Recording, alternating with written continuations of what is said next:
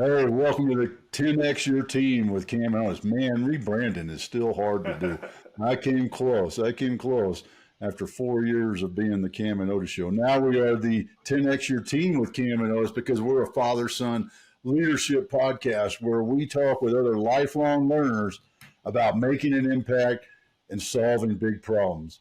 And I was catching myself. We were doing some recordings yesterday, and I'm a hand talker. I'm not Italian, but I still like to, get a couple of knife edges in there every once in a while and things like that. And I realize that in this day and age of portrait recording, your knife edges have to be inside the shoulder. You got to be, tight fight knife edge pointed on your hands. Because in the good old days when you do knife edge out here, knife edge out there, nobody sees those knife edges. You lose the whole effect of a knife edge. And I was just thinking about Daddy, come on, you taught me. You got to throw the punch in here. You're not throwing punches out here. You got to keep it tight right in there. You got to you got to stay in the box, man, and keep those. You get a lot quicker punch out. Direct. It's the geometry of boxing. Straight line to the punch, man. Right? And Camden, you still throwing some punches out there? Just asking as a father. No, haven't thrown a real punch except for coaching passing in rugby. You pass the ball like you throw a punch. And since you asked, actually, I got to tell the quick story of I had a swollen, bruised hand last week because I had a player that I was teaching how to pass and told him to punch my hand. And this player happens to be a 4-year Army vet coming back to play some rugby. And he didn't punch my hand very hard, and I kept pushing him to punch my hand. And he punched it. And he got me. And so I learned a little lesson on that one. I was like, all right, hey, it's fun to be like, all right, come on, throw a real punch. When they throw a real punch on your bare hand, it's not that nice. That just makes me want to ask Shawn. I mean, our guest Shawn Woodman joining us, Army vet, pilot. Pilots, y'all never fight. Y'all just walk out with the pretty girls under your arm because you got the flight suits on. Yeah. While all us knuckle draggers are back in the bar still fighting, and y'all are all walking out with the pretty girls. Isn't that what always happened? That's what the legend says. I don't know.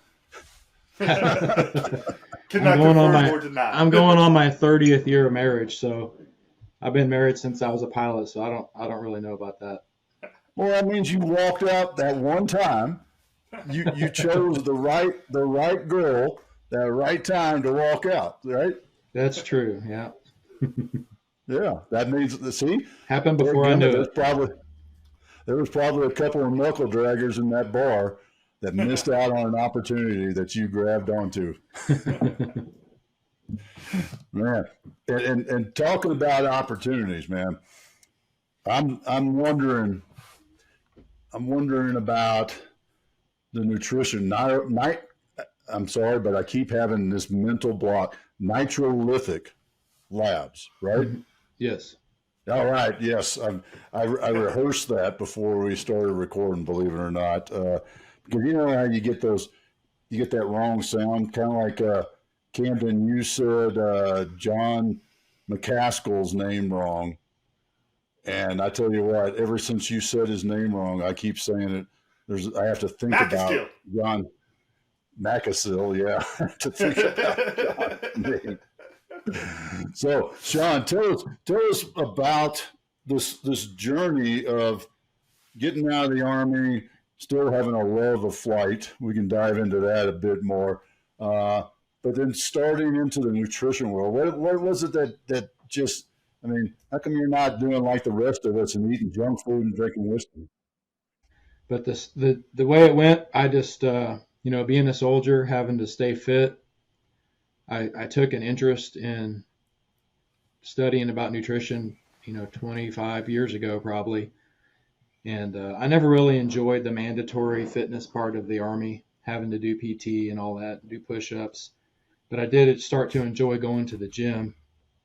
And back in 1998, when they gave the Nobel Prize out for the discovery of nitric oxide and what it does in the body, I took an interest, started reading about it, and that's when I started first taking some of the first nitric oxide supplements that came out on the market.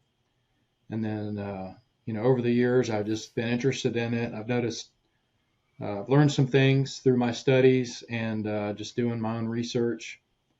And there was a gap in the market in the quality of supplements out there. So I decided to make a better one. Started toying with it in my kitchen, and decided to start a company around it. So that's where I got to there. So I'm very curious then of what does nitric oxide, if I got that right, because we thrown out some $10 words already. And what does nitric oxide do that got you so darn excited to go pursue this field of study? Well, I first got interested in it when I started reading about the benefits to muscle building, and I saw some images from one of the first books that came out. It was a book written to promote a product, and they showed muscle tissue in rabbits that were deprived of nitric oxide versus ones that had a good, healthy diet of nitric oxide, and the difference was huge. And then I just started learning that it's a neurotransmitter. It results in vasodilation. It's how your body controls blood pressure.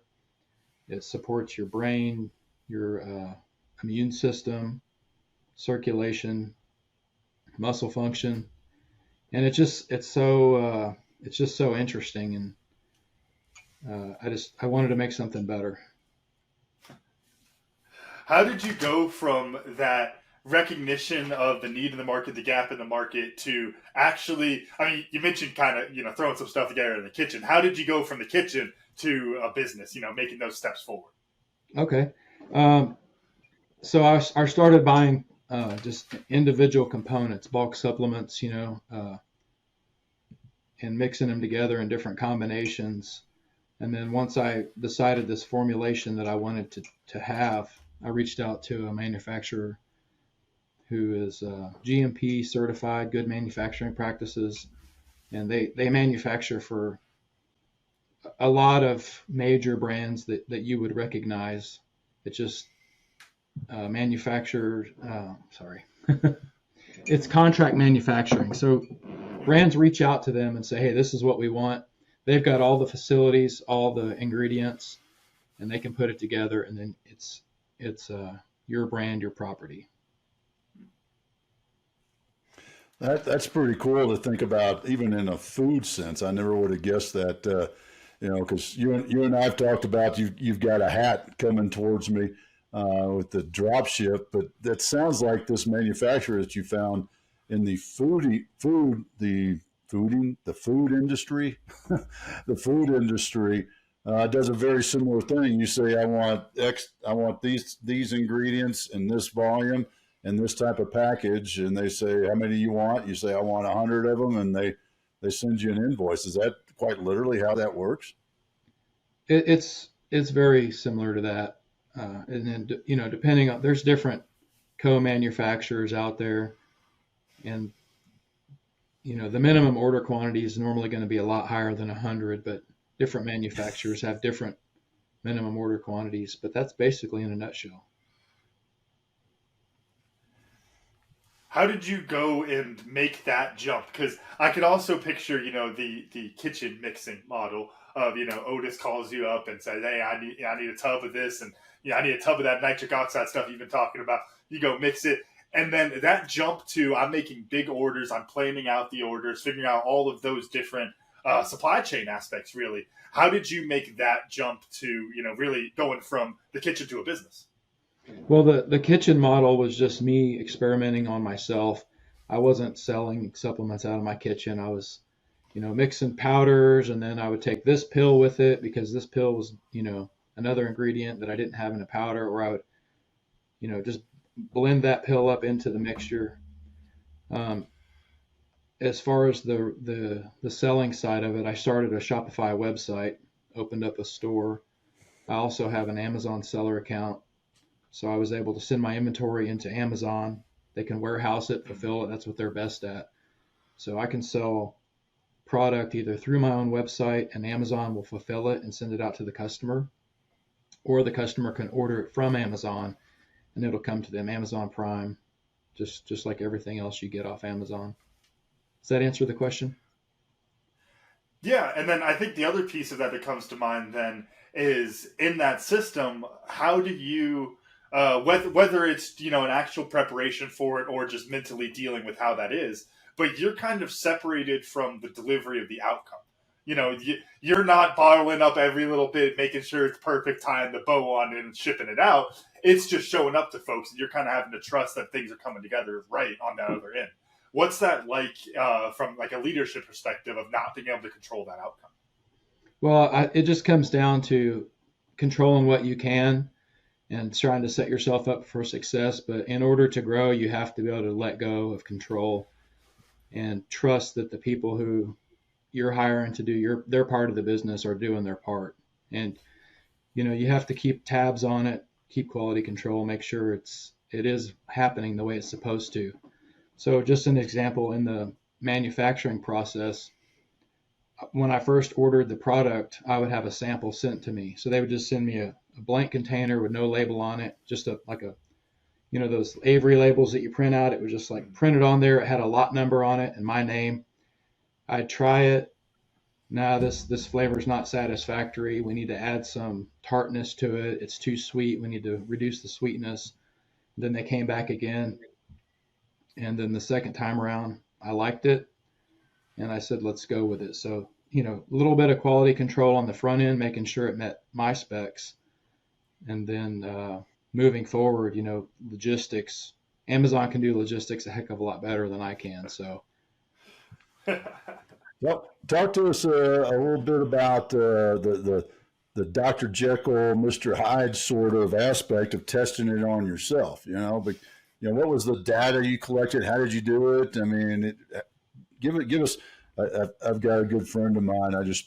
He was hanging out with us at the house the last couple of days, and he's a numbers guy. So when he listens to this, he's going to get all excited because you're going to tell him all this data that you collected. So I'm curious about that.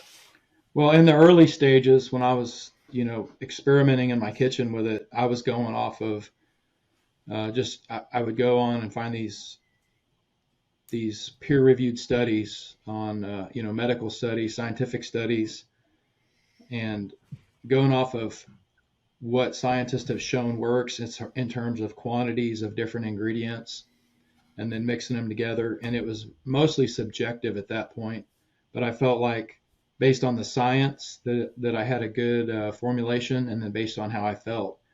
Then once it became a product, I actually decided to do an actual test on myself. And one of the things that we talked about is how nitric oxide is how your body regulates its blood pressure. So I did a 2-month study where I took it twice a day, morning and night. Every morning when I woke up for 2 months, I would take my blood pressure 5 or 6 times, record them, average them. I did that. So I wanted to have, I did 6-day measuring periods instead of 7-day. So it's kind of like I did 8 weeks, but really it was 8 measuring periods of 6 days, because that would give me 5 measuring periods in a month instead of just 4. So, 6 times 5 is 30. And so the first measuring period of 6 days, I didn't take it, and I hadn't been taking it for weeks before that. I established a baseline blood pressure. Then I continued doing that over the next 7 measuring periods. And there was an immediate minor reduction in blood pressure. And then by the end of the trial period, when I stopped it, my weekly average had gone down by 15 points in the systolic and 8 points in the diastolic. Just from, of course, I was exercising and, eating healthy. I don't know scientifically how much those elements of it contributed, but I do know that was a significant reduction, and that was the main thing that I changed. So, there's a conflict of interest. People will say, hey, that's not scientific, but, people just got to do what works for them. So. How do you build that into your approach in the business model? Because that is such an interesting thing in like the nutritional and like health and fitness kind of space, is how many, what are we at? 8 billion people, 8 point what? However many billions of people there are, everyone's going to have a slightly different reaction to every little thing, that each person's biochemistry is going to be a little bit different. How do you approach that in a way of wanting to provide that outcome, but then also like, that it might only work for, let's say 30% of the people or whatever that comes down to and what that actually looks like. I think it's just customers are going to vote with their money. If they decide it might work for them and they try it, great. I'm happy. I want it to work for them. And if somebody tries a product and they don't like it, then, it's perfectly okay that they don't buy it. Then that would just mean they're not my people. So I think in the business world, you have to try to reach out to your target market, and not everybody can be your target market. If you try to become too general, as you guys probably know, you just can't reach everybody. Talk us through that selection process, because it's a lot like what we do at Tribe and Purpose is everybody can benefit from what we do, and I see the nutrition space the same thing, and that's that maybe everybody from 5 years old till 95 on their deathbed can benefit from this. So how does that come into play? How'd you narrow that niche down? I think it's just a lot of entrepreneurs, they come up with an idea to solve their own problems, to benefit themselves. So the easiest avatar for most entrepreneurs is going to be somebody like them. So for me, I want everybody to take my products, but if I'm going to try to target a certain avatar, it's probably going to be a middle-aged man, someone who likes to go to the gym, who likes to take supplements, who wants to be healthier, and they don't necessarily have to be veterans, but I relate well to veterans, so maybe my language would help narrow that down. But unfortunately, as a career soldier and aviator, I'm not a born businessman. I have an entrepreneurial drive, but I don't necessarily have all the instincts for how to get to my target market. So I'm still learning. Could you talk some about and I think this is kind of two sides of the same coin when it comes to your business, but of finding that target market and the right product for that market, and then also kind of avoiding the shiny object of constantly tweaking and trying to put it out to other markets or, other services and those kind of things. Yeah. I've done a lot of reading and listening about this, about the shiny object syndrome. And that's definitely, if you start trying to do something and it doesn't work, then you think I got to do something different. And it can be hard to persist when you're not seeing results in marketing. And I think you just have to persevere. That's what I'm trying to do. I don't have all the answers on that. What are your thoughts on it? Well, I was going to take it to a specific area of the supplements because the experimentation part is the fun part of a lot of of your business, I'm sure. And so you might be sitting there wanting to tweak stuff in the kitchen still, and it's like, oh gosh, I wish I could make this object. I wish I could go this flavor, this route, add this supplement, whatever it is, to kind of keep diversifying, which might be good down the road, but it's not necessarily good for you right now. How do you balance that, or I guess hold back that little bit of creativity there? I think it's just because basically you just have to think the product that's working, the product is good, people like it. I haven't gotten really any bad feedback about the product. I think the biggest thing the next time I have a manufacturing run, I'm going to decrease the volume in the container. Right now it's at 60 servings. And then I did it 60 servings because you can take it twice a day. But in reality, it's way more potent than any of the other beetroot-based supplements out there. So for most people, taking it once a day is going to be sufficient. And I think the biggest objection people will have to this supplement is the price, because it is a potent and more premium supplement. But when I'm putting 60 servings in there and all my competition's putting 30 servings, now not only is my price point where it is, but it's also double the volume. So it looks like it's way more expensive than it is. So I'm going to try not to make a lot of changes to flavors and formulas and stuff like that. Mainly just to marketing type stuff like the volume and the price point. In that same vein of the volume is something really interesting. I was excited to talk to you about on this, which is, and I don't know if this is different in, with specific supplements versus like, kind of broadly speaking, but I know that the kind of common knowledge around like vitamins and those type of things is that they do have an impact. They can help, certain aspects of your body. They can help your health in a lot of ways. But then it's like we wind up taking, 10,000 milligrams of zinc, and it's like, dude, your body needs 100 a day, like, or whatever the number comes out to, and you wind up just basically pissing away all that extra money because your body just flushes it through. Could you talk a little bit about like what that like dosing process looks like, or like what your approach is in that area?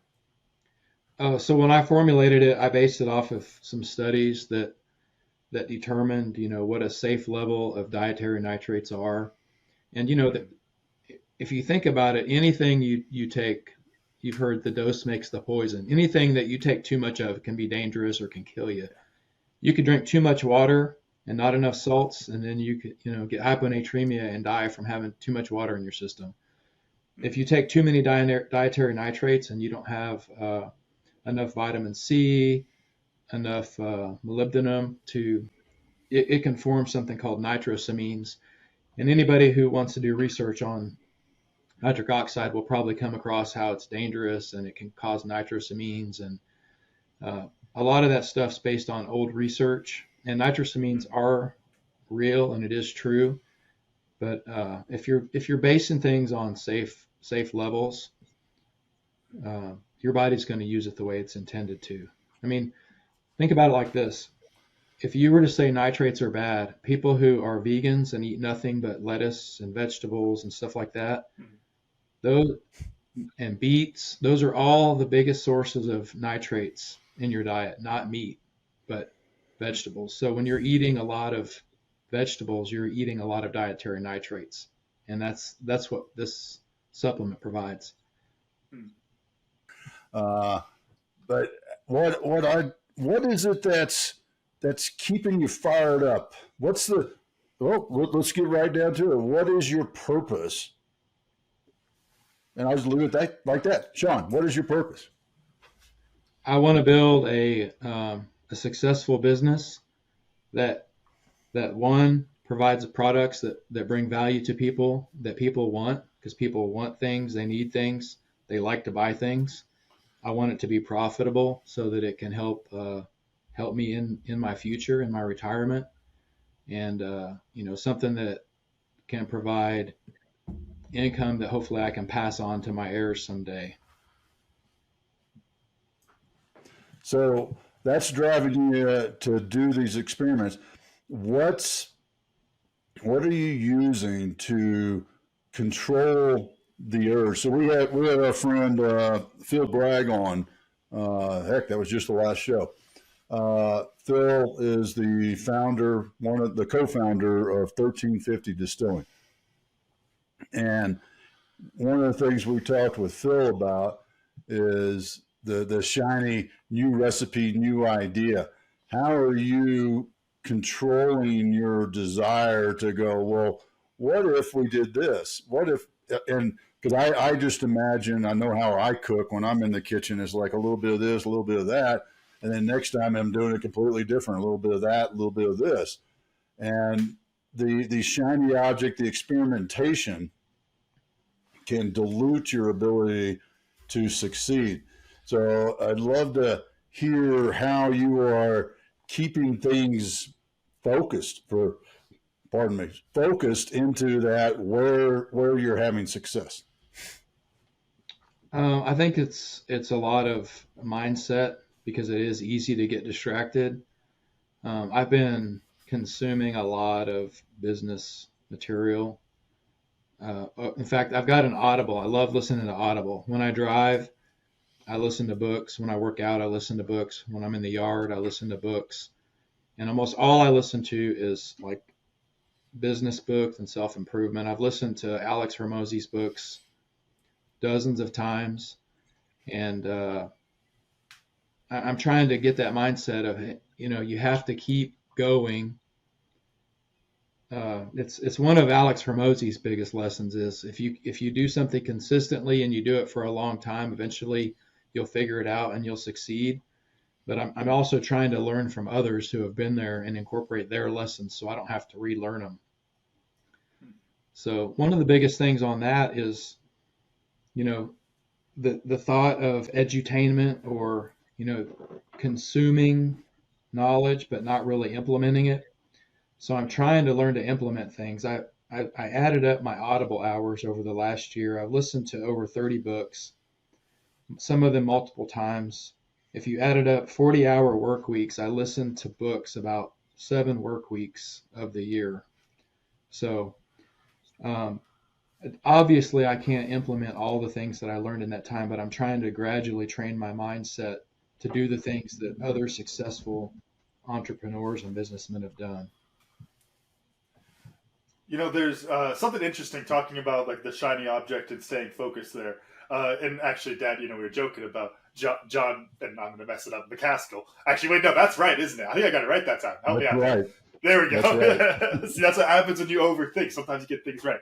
But no, we talked with him about, when it comes to like mindfulness and meditation, about the idea that you need to create time to allow your mind to wander, because it is something natural. Your mind is wandering for a reason, but you just don't want it to wander at the wrong times. And I think there's something to be said for that when it comes to like the experimentation, also the shiny objects, of you have to keep your creativity, keep your passion alive by pursuing those things, but you need to make space for them.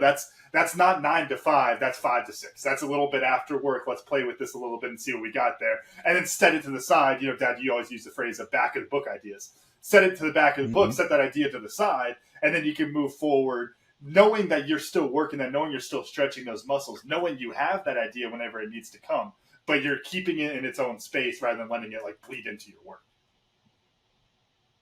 Mm-hmm. Yeah. So what's the question there, Cam? I didn't have a question. I'm just adding. Oh, okay. I think you're right. What's the next thing? Because you and I've talked about this also, Shawn. Is the industry is the nutrition industry is just a red ocean, to use the blue ocean, red ocean analogy.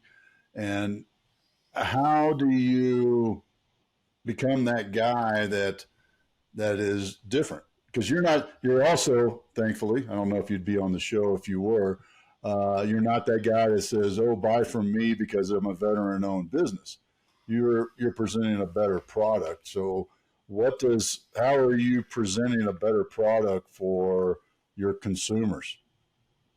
Well, I'm just trying to focus it on one, quality. It is expensive for me to manufacture the product, and I want to make something that I would want to take. That's why I created it, and my family takes the stuff that I make, so I'm not going to make something that I wouldn't give to my own family. I don't want to harm anybody, especially for $1. And then as far as trying to differentiate, I'm not going to tell you that taking any supplement is going to solve your problems. The biggest thing that people don't want to hear is that their own mouth is their own worst enemy. Their own decision making is their own worst enemy. And no matter how much you work out, no matter how many supplements you take, you can't outwork or outpill or outpowder a bad lifestyle, unhealthy lifestyle. So I wanted to learn more about nutrition, so I got a nutrition coaching certification. I'm looking at the thought of incorporating some kind of nutrition counseling into my business, but we get back to mainly a one person operation, the shiny object syndrome. And if I start diluting my attention from the supplement side of the business into the coaching side, I just don't think I'm going to have time to do a great job all on my own. So I'm trying to figure out how I can incorporate it, what level of service I can provide, and what my customers want. Maybe it'll involve bringing in some other coaches to take on the load, and then just kind of being the manager side of it or the owner side of it. Yeah, that is a really interesting thing in your problem set, which is that you know you can stay focused in the supplement area, but then and that could help a lot of people, and also for a lot of people it could do just about nothing because they have all these other terrible areas in their life. And so I'm really interested in when you look at your problem, and Dad, you already kind of asked about purpose, but like your purpose behind your business, do you see it in the supplement area or do you see it broader? Because to me, that's kind of the distinguishing factor there of if it's just supplements, if that's the area of focus, then it's okay, I need to stay in here. But if it's just health in general, then it's like, well, shoot, you probably got to, you know, you might as well start a farm. You got to get a nutritionist out there. You need some coaches. You need, you know, you need some, you need to buy a gym. It's like that opens up a completely different business model. What are your thoughts on that? Yeah, right now I'm kind of just trying to stay focused mainly on the supplement business. I mean, supplements are wanted and needed. And I mean, there's a huge demand for them. If they weren't, then there wouldn't be such a big market. And I think I just need to grow at a sustainable pace. You know, if I try to grow too fast, it's going to get diluted, and I'm not going to be good at anything. So it's definitely a problem, but I'm trying to figure out the best way forward. Talk to us about that because I think that's an interesting decision process that business owners and CEOs need to think about and weigh the options. And that is, well, how fast can I grow? How fast do I want to grow? You know, I've got a couple of friends who are in that teetering stage where just one little tweak, their business is going to explode, or it's going to implode. They're in that pivot point, and based on the decisions they make is what's going to help them hopefully grow their business, scale their business. So when you start looking at products and things and timelines and visions, how do you put not only a realistic timeline, but you're being too easy, and let's push this, you know, sales are $100 this month. Next month, we're going to go 110. Woo, 10% increase, right? Yeah, that's not very much at that. But when you start to think about that growth, how are you seeing that and putting yourself in this decision cycle of what to do, who to target, how to, you know, my total addressable market, my number of products, the cost of goods, all these things that are weighing on your mind to make a decision. How are you balancing all those and saying, all right, here's where we go and here's how fast we go? I think, as with a lot of businesses, it's based on your resources available. So obviously time, everybody has the same 24 hours in the day. We just all use it in different ways. So one is the time available to work on and in the business. One of the biggest ones, though, is going to be financial constraints. So I'm trying to bootstrap the business. I'm trying to safeguard against getting into a debt situation where, you know, investing too much money into a product, and then if the market doesn't like that product, what are you going to do with it? And now you have debt. So I'm trying to grow at a pace that my customer base can support. And unfortunately, it's very hard to get discovered. It's hard to make yourself known to enough people. You know, if somebody said, "Hey, if I bring you 1,000 new customers tomorrow, can you support it?" Probably not. You know, I have to grow one at a pace that I can continue to provide good support, but also at a pace that I can financially support. So I just try to balance it. And since, as we talked about already, I can have bigger ideas than I have business experience. I'm still figuring it out as we go. I want to shift gears a little bit. You know, I'm always interested to ask pilots about this, of just what kind of change in perspective. I always say you're willing. You can take this as philosophically or literally as you want. But what kind of change in perspective do you have from your time as a pilot, whether the experiences or, you know, literally just flying above the world? In terms of as it applies to the business, or just specifically about piloting? I mean, really just perspective on business or perspective in life in general of just and to back it up a little bit, because it has been a little while since I've asked this. The reason I love to ask it so much to our pilots, or to the pilots that come on, I guess we could call them our pilots then, but is because it's something that we don't really, most of us folks don't get to experience. And it seems like such an amazing, unique experience that can really change your perspective on life, change your perspective on business, people, all sorts of different things. Yeah, I think part of it is one of the things that you learn when you get into aviation training and piloting is how you react in emergencies and remaining calm under pressure. And that can translate into any area of your life. There's also a leadership aspect to being a pilot. If you're the captain or you're the pilot in command, you're responsible for everything that happens in that ship. And it's the same thing in business. If you're a CEO, you're responsible for everything that happens in your company. Whether you directly cause it or not, you have to manage it. And so take emergency procedures training, for example. If you've ever watched YouTube videos or you've heard recordings, audio of cockpit recordings when something tragic is happening, usually it's surprisingly, the pilot is surprisingly calm. You'll hear him go, oh, two's out. All right, get your airspeed. All right, yeah, nose down. And they're not going, oh my gosh, the engine's out. Hey, everybody, we're all going to die. I mean, you have to learn to. So it's through the continuous training of how do you react in certain situations that you can learn to also be calm in bad situations. And if you can learn to apply that in your life, in your marriage, in your business, it's all the better. So where do you go from here? How does this product change? How does it grow? I think I'll just leave it at that.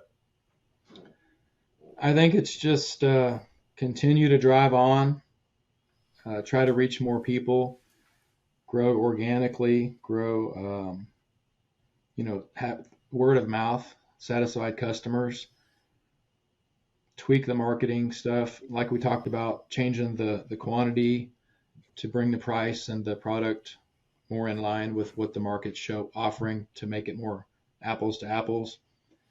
And, listen to smart guys like you who can help me get the ideas that I don't come upon by myself. Well, that was a great setup for my segue to what I learned. Listen to smart guys like me. Oh, geez, that makes my head hurt to even think about that. I was having a conversation with a couple of friends last night, business stuff, and we always joke about if you're the smartest man in the room, you're in the wrong room. But sometimes you can be the smartest man in the room, and that's okay. Sorry, you take my coaching hat back off, because here's what I learned. It is really hard to talk to a blank screen and have a conversation with a blank screen, because I want to look at you, because the human mind says, look at the dude that you're talking to. Watch his face, see if he's hearing you, or do that, and then reply and read that body language. That's why we don't do this on a telephone. But today I'm reminded of that, how big a desire and how much discipline I actually have, because you don't know how bad I want to look over there and talk to you like this and know that now I'm not looking at the camera. So now you can't see me looking at you.